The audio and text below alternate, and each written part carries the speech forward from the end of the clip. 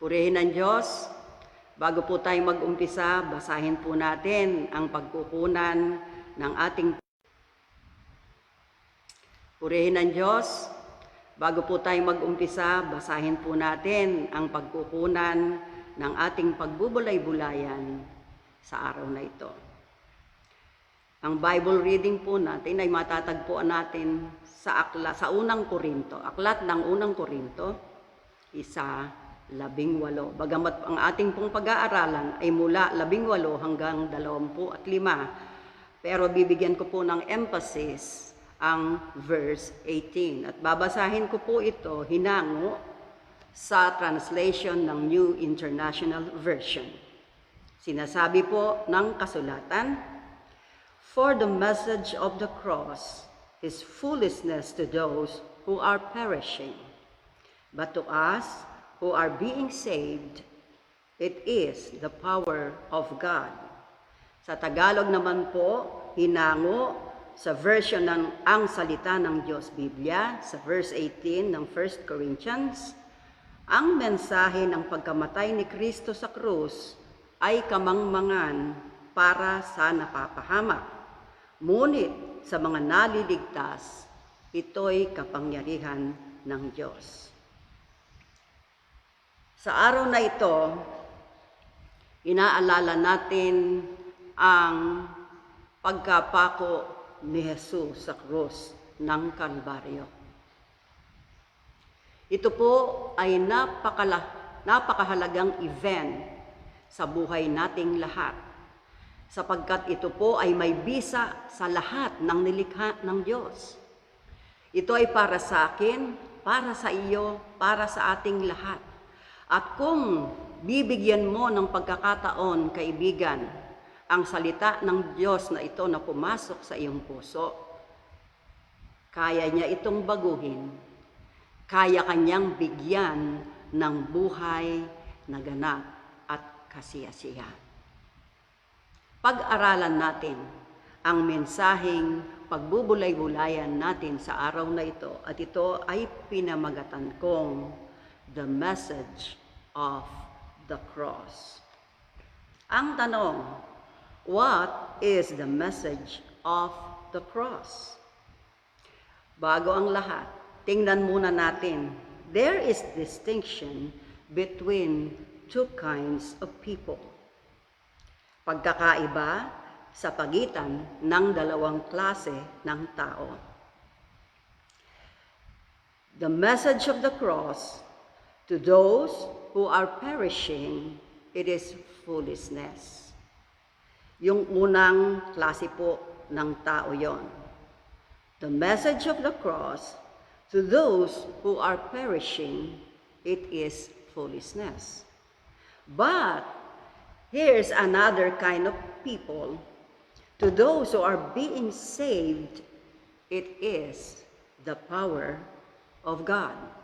Ang sabi po sa Tagalog, ang mensahe ng kamatayan ni Kristo sa krus sa mga napapahamak, yung isang klase ng tao, ito'y kamangmangan.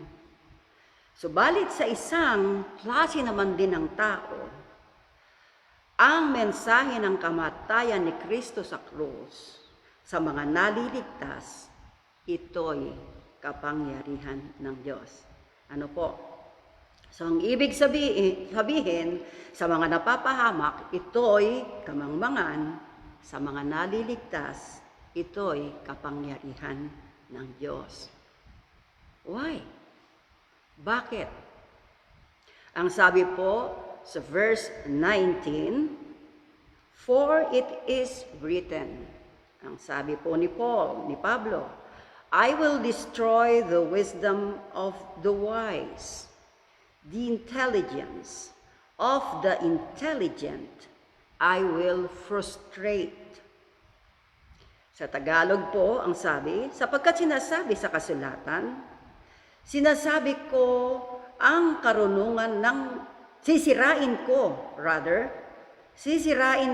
karunungan ng marurunong at ipapawalang sayseg ko ang katalinuhan ng matatalino.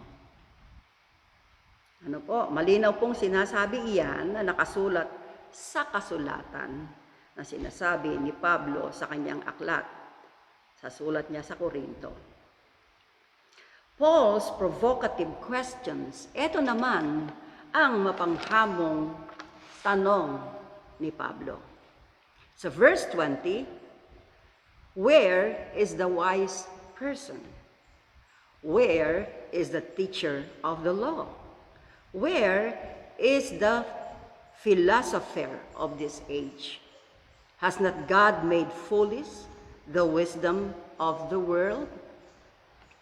Sa Tagalog naman po ang sabi sa verse 20, ano ngayon ang kabuluhan ng marurunong, ng mga tagapagturo ng kautusan at mahuhusay sa debate sa panahong ito? Hindi ba't ipinakita ng Diyos na ang karunungan ng mundo ay kamangmangan? Nilinaw pong mabuti ito, the wisdom of God clarified sa verse 21. For since in the wisdom of God, the world through its wisdom did not know Him, God was pleased through the foolishness of what was preached to save those who believe. Ang sabi naman po sa Tagalog, 1 Corinthians 1 verse 21, sapagkat sa karunungan ng Diyos, hindi niya ipinahintulot na makilala siya ng tao sa pamamagitan ng karunungan ng mundong ito.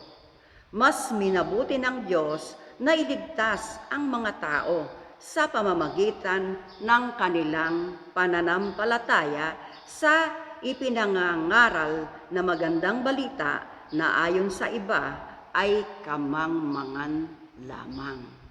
So nakikita natin dito ang kabuluhan ng mga sinasabi ng mga talatang ito. Na ang, na ang magandang balita na ipinangangaral ng mga apostol na ayon sa iba ay kamangmangan lamang, ito ang kapangyarihan ng Diyos. What is the world's wisdom? Linawin muna natin, ano ba itong tinutukoy ng mundong karunungan? Sa verse 22, ang sinasabi, Jews demand signs and Greeks look for wisdom. Sa verse 22, Tagalog, ang mga Hudyo ay ayaw maniwala hanggat walang nakikitang himala. At ang mga Griego naman ay humahanap ng sinasabi nilang karunungan. Ito po ang kinikilala ng mundong ito na karunungan. Na ang mga Hudyo naghahanap ng sign. Hinahanap nila ang mga himala bago sila maniwala. Samantalang ang mga Griego naman ay hinahanap nila ang sinasabi nilang karunungan. By the way, sa mundo natin, mga kapatid, dalawang klase lamang po ang tao sa paningin ng Diyos. Isang Hudyo at isang Griego. What do I mean? Isang Hudyo at isang Hintil. Isang pinahayagan ng katotohanan ng Diyos at mga Hintil na hindi nakakakilala sa Diyos. Ano po? At ito po ang lilinawin natin sa araw na ito. What is considered foolishness by the world? Ang sabi sa verse 23, but we preach Christ crucified, a stumbling block to Jews and foolishness to Gentiles. Ito yung sinasabi ng mga Hudyo na kamangmangan, maging na mga Hintil. Sabi sa Tagalog, ngunit kami naman ay ipinapangaral ang Kristo na ipinako sa krus. Bagay na hindi matanggap ng mga Hudyo at isang kamangmangan para sa mga hindi Hudyo. What is the implication of the message of the cross? Sa verse 24 ang sinasabi, but to those whom God has called, take note ha, But to those whom God has called, both Jews and Greeks, Christ, the power of God and the wisdom of God. Sa Tagalog po sa verse 24, ngunit para sa mga tinawag ng Diyos, Hudyo man o hindi, si Kristo ang siyang kapangyarihan at karunungan ng Diyos. Amen. Amen. Napakahalaga pong maintindihan nating mga mabuti, mga kaibigan at mga kapatid sa pananampalataya, na hindi ang mga nagawa nating mabuti, hindi yung kalagayan natin sa lipunan, hindi ang ating mga pinag-aralan, hindi ang ating mga tinatamasa sa buhay, ang ibig sabihin ng mensahe ng kamatayan ni Jesus sa krus ng Kalbaryo. Ang hinihingi ng Diyos nito na itinuturing ng mundong kamangmangan ay ang pananampalataya. Kaya nga po ba si Martin Luther, ang isang mongke, no? Na basa niya yung isinulat ni Pablo sa Romans, the just shall live by faith. Ikaw ay mabibigyan, ikaw ay magiging matuwid sa pamamagitan ng pananampalataya. Hindi mo kailangang gumawa ng kahit ano para ikaw ay maligtas. Sapat na ang ginawa ni Kristo at ito ang ginagawa ng mundong ito ngayon.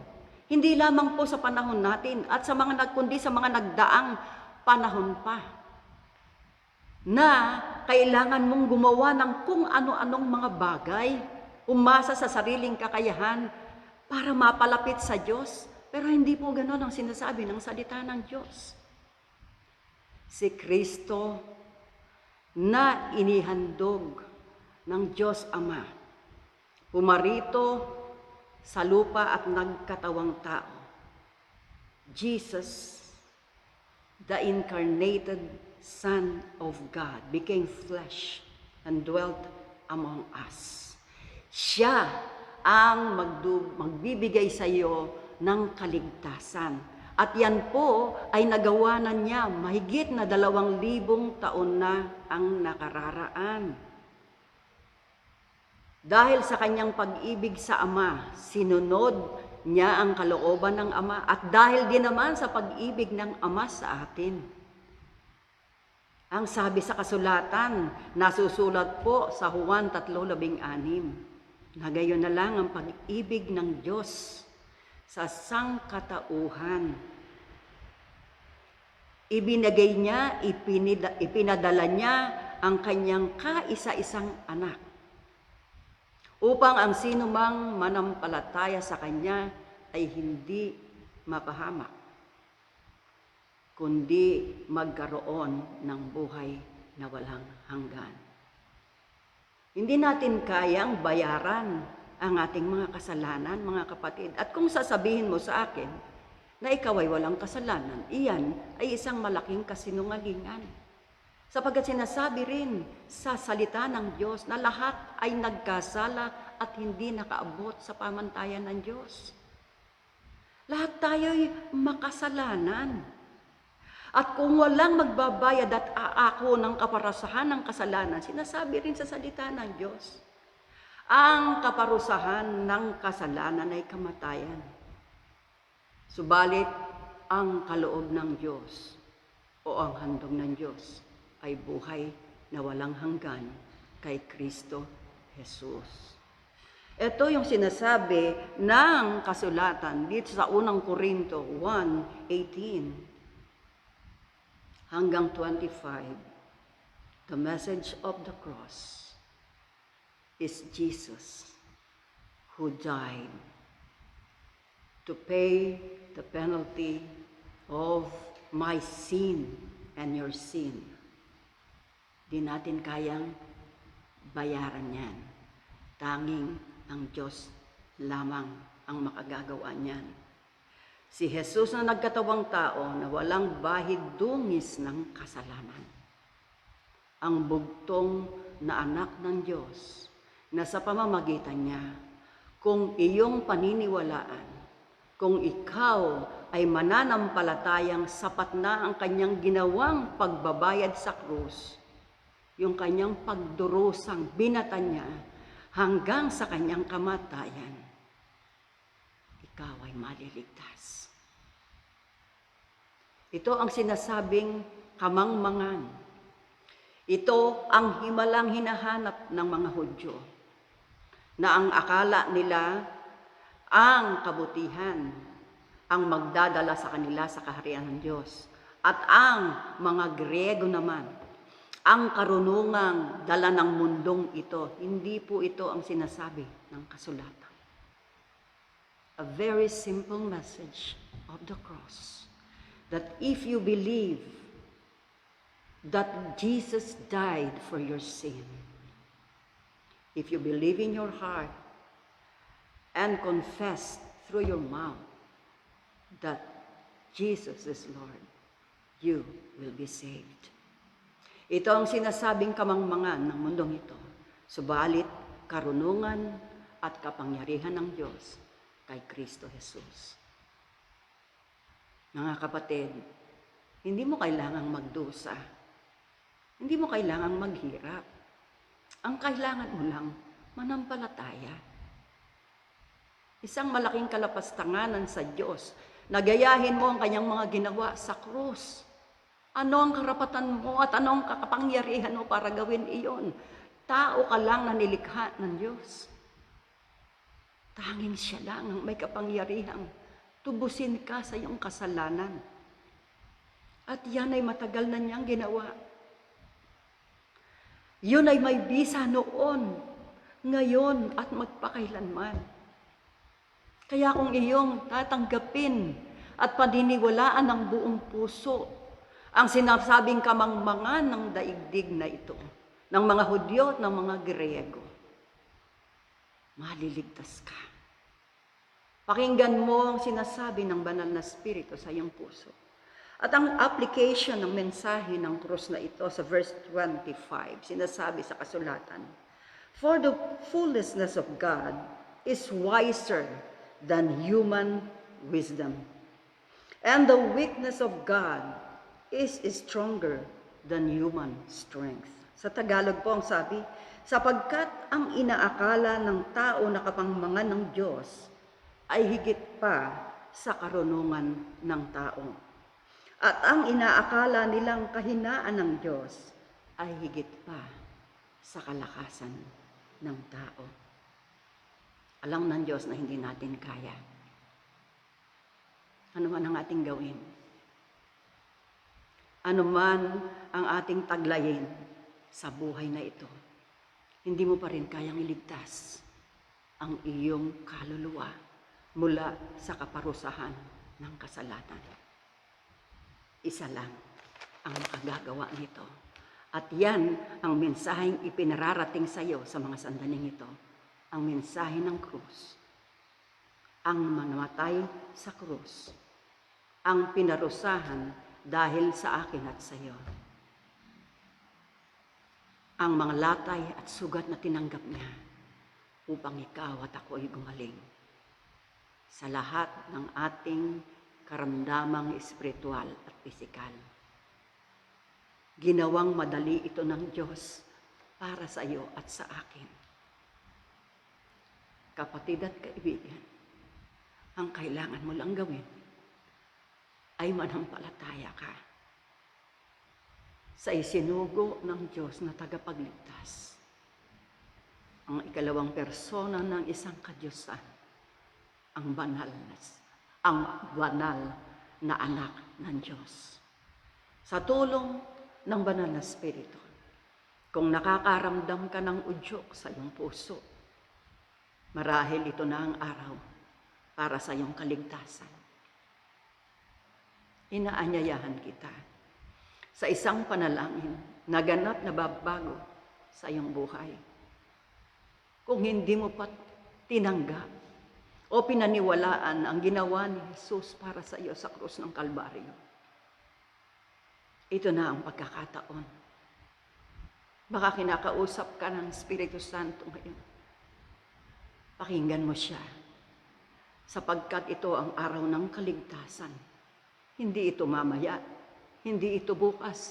Baka ang inaakala mong bukas ay wala na. Ito na ang pagkakataon. Darating ang panahon na wala ng pangangaral. Ito na ang pangangaral na narinig mo ngayon, samantalahin mo ang pagkakataon ito. Binibigyan ka ng Diyos ng pagkakataong makilala mo siya ng lubusan sa pamamagitan ng kanyang anak na si Jesus. Bigyan mo siya ng pagkakataon. Inaanyayahan ka sa isang panalangin. Sumabay ka sa panalangin ito. Ito ay ginawa ko. Halos 40 taon na ang nakararaan. Ginawa rin ito ng iba pang mga lingkod ng Diyos.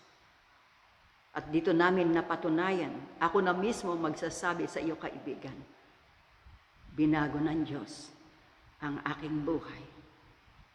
Ang aking mga pinaniniwala ang kamangmangan pala. Ang mga ipinagmamalaki kong na wala palang kabuluhan. Dito ko napatunayan, iisa lang ang napakahalaga sa buhay na ito. Yan ay ang manampalataya sa bugtong na anak ng Diyos na umako ng iyong kasalanan, ng aking kasalanan, at pinagdusahan niya ito doon sa krus ng Kalbaryo. Sumama kang manalangin. Sumabay ka sa mga salitang aking sasambitin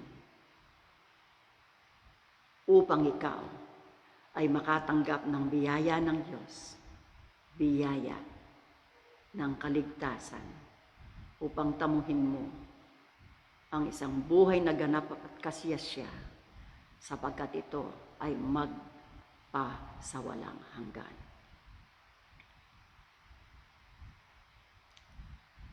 Aking Panginoon,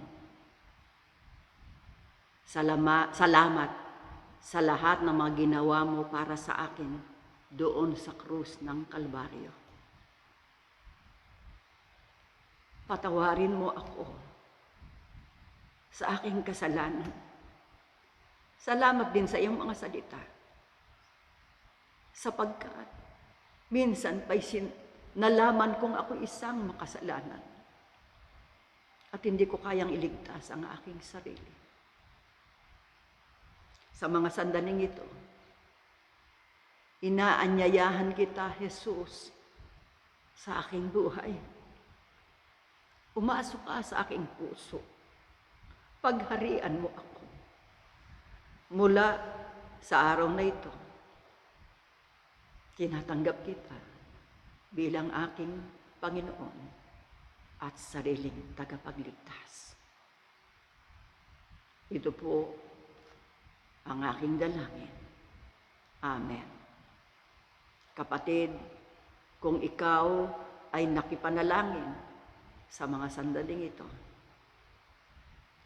hayaan mong maipanalangin din kita. Aking Amang Diyos, lahat po ng sumabay sa panalangin ng pagtanggap sa aming Panginoong Hesukristo, pagpalain mo sila, karoonan mo sila ng banal na Espiritu bilang tanda ng kanilang kaligtasan. At hinihiling ko rin po sa inyo, isulat mo ang kanilang pangalan sa aklat ng buhay. Kasamahin mo sila ng iyong mapagpalang presensya sa pamamagitan ng banal na Espiritu upang ganap nilang maunawaan na sila man ay tumanggap ng biyaya ng kaligtasan dahil sa kamatayan ng aming Panginoong Hesus doon sa krus ng Kalbaryo. Salamat po, pagpalain mo silang lahat. Ito po ang aking dalangin sa pangalan ng iyong anak na si Jesus. Amen. Kaibigan, kung tinanggap mo si Jesus bilang iyong Panginoon at tagapagligtas, manampalataya ka na ikaw nga ay ligtas na. magpadala ka ng mensahe sa pamamagitan ng platform na ito sa Facebook page ng Jesus is my Shepherd Church. Nais ka naming tulungang lumago sa iyong pananampalataya. At kung nangangailangan ka ng panalangin, isulat mo ang iyong mga prayer request at ipadala mo sa amin. We are willing to serve you. We are willing to pray for you. And we are willing to help you grow more in the knowledge of the Lord. Pagpalain ka ng Panginoon at tanggamit mo ang biyaya, ang kahabagan ng Panginoong Hesukristo, ang pag-ibig ng Ama at ang pakikisama ng banal na Espiritu ay sumainyong lahat. Amen, amen, at amen. Magandang araw pong muli sa inyong lahat.